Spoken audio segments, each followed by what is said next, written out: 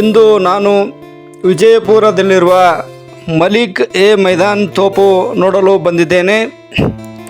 ಈ ತೋಪು ವಿಜಯಪುರದ ಕೇಂದ್ರ ಬಸ್ ನಿಲ್ದಾಣದಿಂದ ತೊರವಿಗೆ ಹೋಗುವ ರಸ್ತೆಯಲ್ಲಿ ಶಿವಾಜಿ ಸರ್ಕಲಿನ ಹತ್ತಿರ ಕೋಟೆ ಗೋಡೆ ಅದ. ಆ ಗೋಡೆಯಲ್ಲಿ ಇದು ಕಂಡು ಬರ್ತಾ ಇದೆ. ತೋಪು ಅಂತಂದ್ರೆ ಯುದ್ಧದಲ್ಲಿ ಬಳಸುವ ಒಂದು ಬೃಹತ್ ಗಾತ್ರದ ಪಿರಂಗಿ. ಇದು ಶತ್ರುಗಳ ಸೈನ್ಯವನ್ನು ಹೊಡೆದೋಡಿಸಲು ಬಳಸ್ತಕ್ಕಂಥ ಒಂದು ಶಕ್ತಿಶಾಲಿ ಆಯುಧ ಆಗಿರುತ್ತದೆ.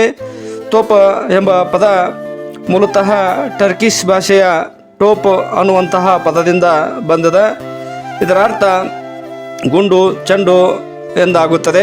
ಕನ್ನಡದಲ್ಲಿ ಸಾಮಾನ್ಯವಾಗಿ ಇದಕ್ಕೆ ಪಿರಂಗಿ ಅಂಥೇಳಿ ಕರೀತಾ ಇದ್ದಾರೆ.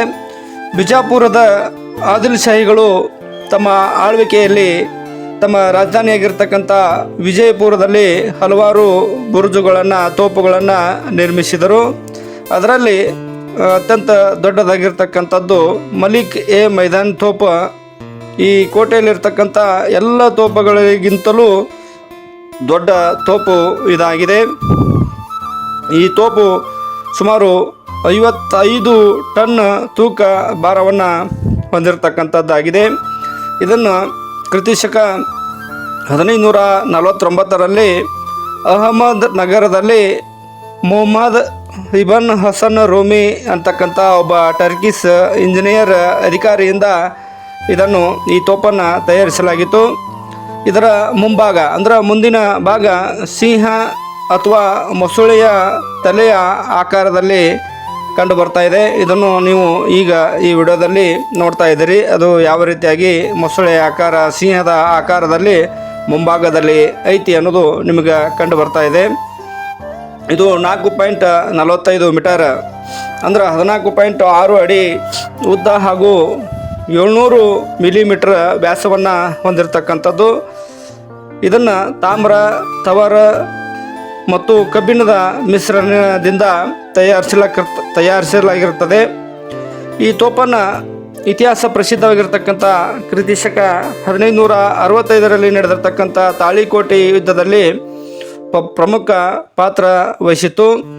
ನಂತರ 1686ರಲ್ಲಿ ವಿಜಯಪುರವನ್ನು ವಶಪಡಿಸಿಕೊಂಡಿರ್ತಕ್ಕಂಥ ಮೊಘಲ್ ಚಕ್ರವರ್ತಿ ಔರಂಗಜೇಬನು ಈ ಪಿರಂಗಿಯ ಮೇಲೆ ತನ್ನ ಹೆಸರನ್ನು ಕೆತ್ತಿಸಿದ್ದಾನೆ.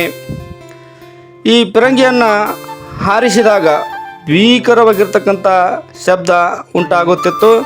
ಅದನ್ನು ಸಿಡಿಸುವ ಸೈನಿಕರು ಆ ಶಬ್ದದ ತೀವ್ರತೆಯಿಂದ ಕಿವಿಗಳನ್ನು ರಕ್ಷಿಸಲು ಅಲ್ಲಿ ಪಕ್ಕದಲ್ಲಿರ್ತಕ್ಕಂಥ ನೀರಿನ ಹೊಂಡಕ್ಕೆ ಧುಮುಕ್ತಿದ್ರು. ಅಷ್ಟೊಂದು ಶಬ್ದದ ತೀವ್ರತೆ, ಭೀಕರತೆ ಅಲ್ಲಿ ಇರ್ತಾ ಇತ್ತು.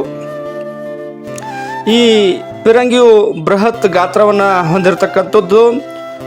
ಸುಮಾರು 400 ಕಿಲೋಮೀಟರ್ ಅಂದ್ರೆ ಅಹಮದ್ ನಗರದಿಂದ ವಿಜಯಪುರಕ್ಕೆ ಅದನ್ನು ಚಲಿಸುವಾಗ ಸುಮಾರು ಒಂದು 400 ಎತ್ತುಗಳು ಮತ್ತು 10 ಆನೆಗಳಿಂದ ಮತ್ತು 100 ಸೈನಿಕರಿಂದ ಅದನ್ನು ಇಲ್ಲಿ ಬಿಜಾಪುರಕ್ಕೆ ತರಲಾಗಿತ್ತೆಂದು ಹೇಳಲಾಗುತ್ತದೆ.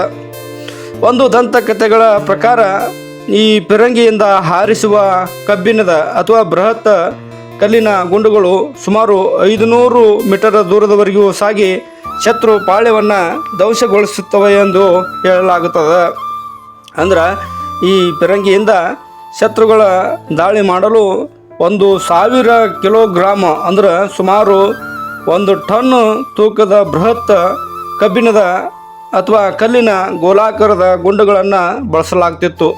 ಅಬ್ಬಬ್ಬ ನೋಡ್ರಿ, ಇದು 1 ಟನ್ನು ತೂಕದ ಬೃಹತ್ ಕಬ್ಬಿಣದ ಕಲ್ಲು ಮತ್ತು ಕಲ್ಲಿನ ಗೋಲಾಕಾರದ ಗುಂಡುಗಳನ್ನು ಇಲ್ಲಿ ಬಳಸಲಾಗ್ತಿತ್ತಂತೆ. ಬಿಜಾಪುರದ ಸುಲ್ತಾನರು ಅಹಮದ್ ನಗರದ ಮೇಲೆ ವಿಜಯ ಸಾಧಿಸಿದಾಗ ಇದನ್ನು ಯುದ್ಧದ ಸ್ಮರಣಿಕೆಯಾಗಿ ಈ ತೋಪನ್ನು ವಿಜಯಪುರಕ್ಕೆ ತರಲಾಯಿತು. ಎಂತಹ ಒಂದು ಕಡು ಬೇಸಿಗೆಯಲ್ಲಿಯೂ ಕೂಡ, ಬಿಸಿಲಿನಲ್ಲಿಯೂ ಕೂಡ ಈ ಪಿರಂಗಿಯ ಮೇಲೆ ಕೈ ಇಟ್ಟರೆ ಅದು ತಂಪಾಗಿರುತ್ತದೆ. ಅಂದ್ರೆ ಅದು ಸುಡ್ತಿರಂಗಲ್ಲ. ಇದಕ್ಕೆ ಕಾರಣ ಏನಪ್ಪ ಅಂತಂದ್ರೆ ಇದನ್ನು ತಯಾರಿಸಲು ಬಳಸಲಾಗಿರ್ತಕ್ಕಂಥ ವಿಶೇಷ ಬೆಲ್ ಮೆಟಲ್ ಲೋಹ.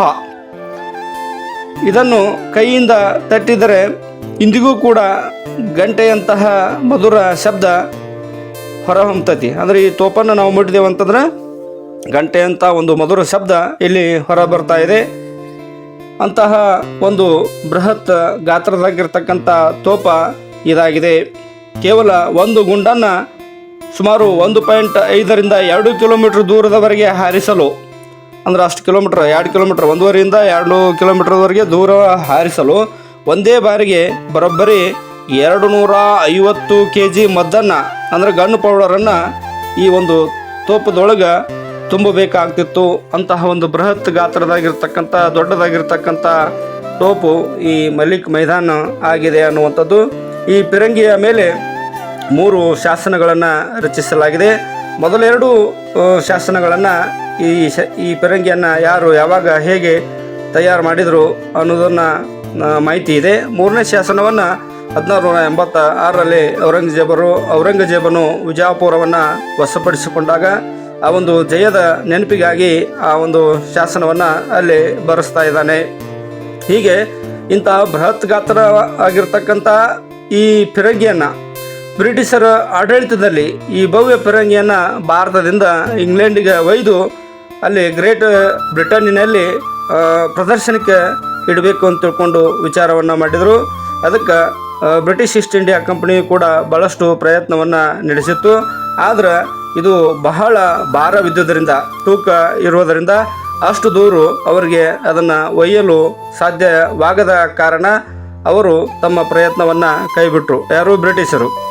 ಹೀಗೆ ಈ ಬುರ್ಜನ್ನು ಕೇವಲ ಪಿರಂಗಿ ಇಡಲು ಮಾತ್ರವಲ್ಲದೆ ಇಡೀ ನಗರದ ಮೇಲೆ ಕಣ್ಣಾಡಿಸಲು ಅತ್ಯಂತ ಆಯಾಕಠಿಣವಾಗಿರ್ತಕ್ಕಂಥ ಸ್ಥಳ ಇದಾಗಿದೆ. ಇದರ ಮೇಲಿಂದಲೇ ಶತ್ರುಗಳ ಬರುವಿಕೆಯನ್ನು, ಶತ್ರುಗಳ ಆಗಮನವನ್ನು ನಾವು ದೂರದಿಂದಲೇ ನೋಡಬಹುದಾಗಿದೆ.